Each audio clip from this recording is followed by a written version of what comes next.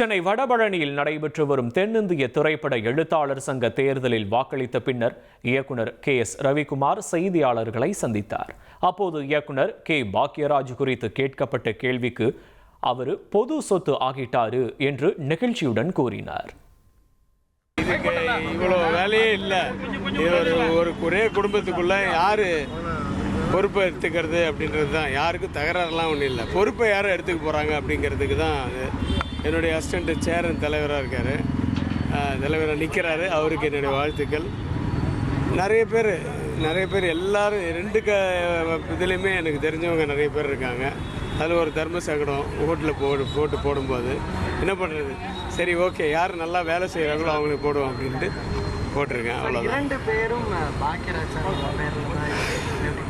அது காரணம் இப்போ அவருக்கு ஒரு சிம்பத்தி ஒன்று இருக்குல்ல.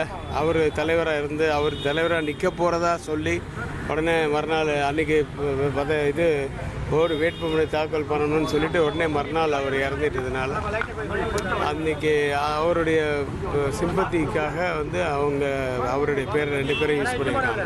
எத்தனையோ தலைவர்கள் இருந்திருக்காங்க.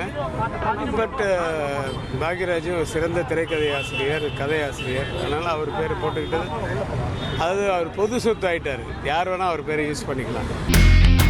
இனி செல்லும் இடமெல்லாம் செய்தி. தந்தி டிவியின் வாட்ஸ்அப் சேனலை ஃபாலோ பண்ணினா செல்ல இருக்கும் இடமெல்லாம் செய்தி. இதோ QR கோட் இப்பவே ஸ்கேன் பண்ணுங்க, ஃபாலோ பண்ணுங்க.